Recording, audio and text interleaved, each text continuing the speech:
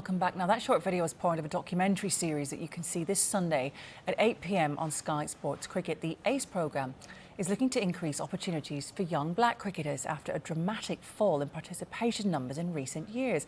And I'm delighted to say former England international and Sky Sports expert, who you just saw there on that video, Ebony Rainford-Brent, joins me now. Hi there, really good to see you.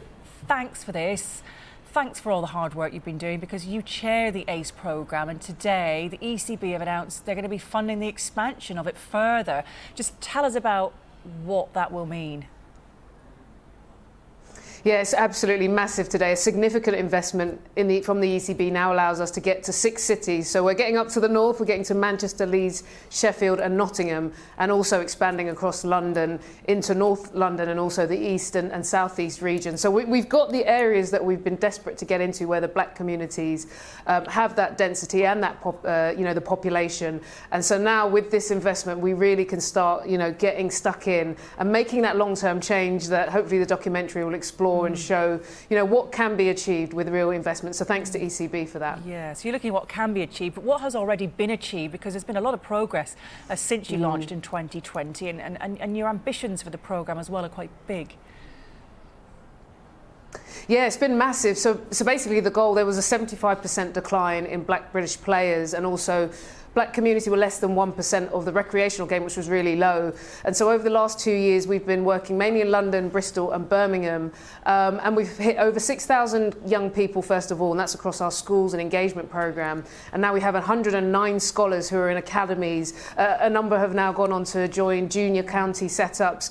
And we're seeing that there's real talent out there. So I think a few things were engaging the community to attract them back to the game. There were many who had a love, but maybe didn't feel the game was connecting in the right way, and so we've attracted that. And then the second is also to make sure we create pathways through, so that we can have players in the future and our game does look representative of our society. So to hit 6,000 young people already operating in 3 cities, and now to be in all 6, is just a dream for us, really, because I know that what we're seeing with the work that we're doing, that real change is tangible and it's happening right now. Yeah, absolutely. And I mean, if young cricketers are looking for any inspiration, what a remarkable story at the Women's World Cup, of course. England went 3 defeats from 3 in the group stages. Did you believe there was any prospect we'd be talking about them defending their title and in this final on Sunday?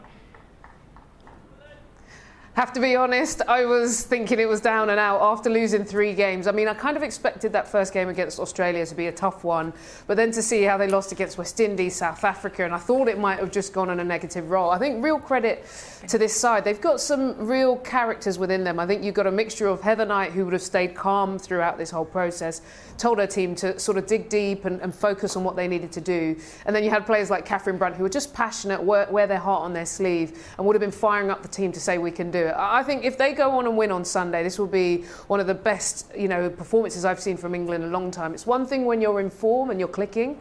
It's another when you're out of form and you turn everything around and really dig deep. So this could inspire so many. I'm absolutely buzzing for them. I'll be up all night watching, without doubt. Yeah, from 1:30 in the morning, everyone, set your alarms, or just, do what you're doing, everybody, just stay up and watch it.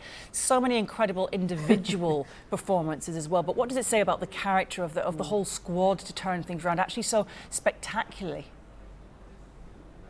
Yeah, the character is incredible, and I think they've got a great coach in Lisa Kitely, who would have, fostered that belief, I think, and she's got that Aussie grit herself, being one of the great Australian players. But some of the performances, Danny Wyatt, who didn't start the tournament opening the batting, and to come out and get 129 on a game which was must-win, semi-final, is just the kind of, show that England would have been looking for. I think the performances from Sophie Eccleston with the ball to get, #1 already in the world, and now to get, 5 and 6 wickets, just shows, the sort of skill set that England have, the talent, and they have the capability. This is, this could set another wave of what we saw in the previous World Cups, of more participation, more investment into the women's game. So I'm praying they do it, and I'm going to be their super fan on Sunday. Absolutely. Sophie Eccleston, she's gained some super fans, hasn't she, as well? From her form is key to the turnaround for England. She is the tournament's leading wicket taker. Danny Wyatt said after the victory in the semi-final that Eccleston would succeed in the men's international game. Just how special is she?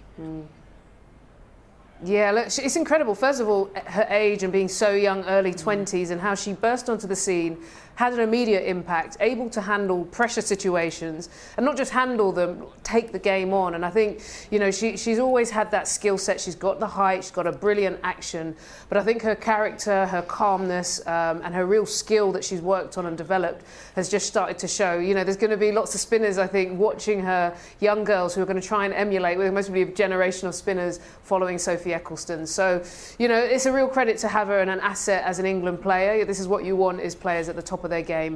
And if she can go on one more with that team and just really tie Australia down, she will be needed, because let's not forget, the Aussies are a serious team. They are almost unbeatable. I'm not saying they are, but they're almost. And I think England are going to have to pull everything out of the bag on Sunday. And then hopefully there'll be many, many more tournaments for her in the future. You mentioned her age. She is only 22. Do you think we're looking at a potential great of the game? Yeah, look, during our career, I've seen players like Charlotte Edwards, one of the greatest batters ever, Claire Taylor as well, and she can go up there without doubt. She's already been at the top, but I think she can sustain this. She stays fit, she's in good order, has a very good head about her, and she seems to love the game.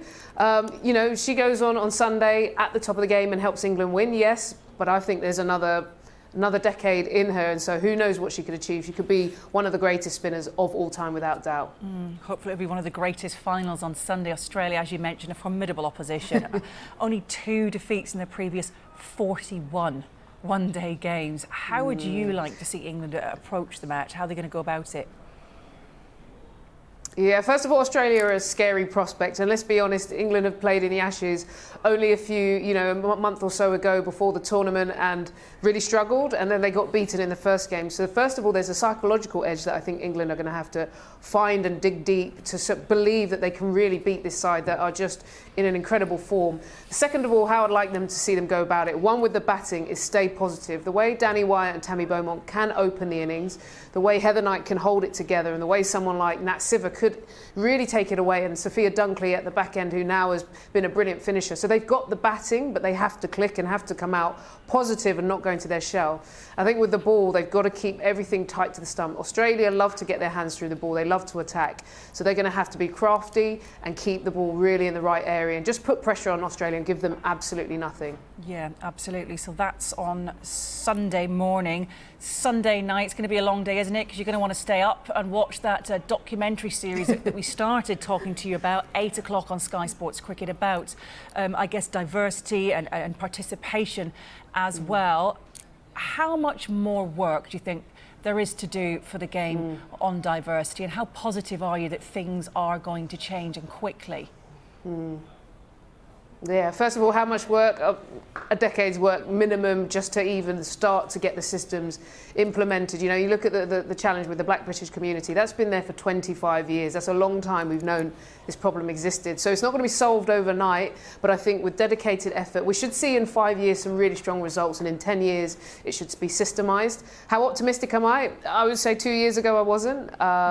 You know, being brutally honest, I don't think it was on agendas. I don't think people really understood the impact and how our game was struggling from the lack of diversity. But it's been blown open, as we all know, and I think now the energy, the conversations, the investment, everything that's needed to go in the right direction. The broadcasting, you know, thank you so much to Sky, who have put a lot of airtime into this subject, is now really pushing that dial. So I am confident.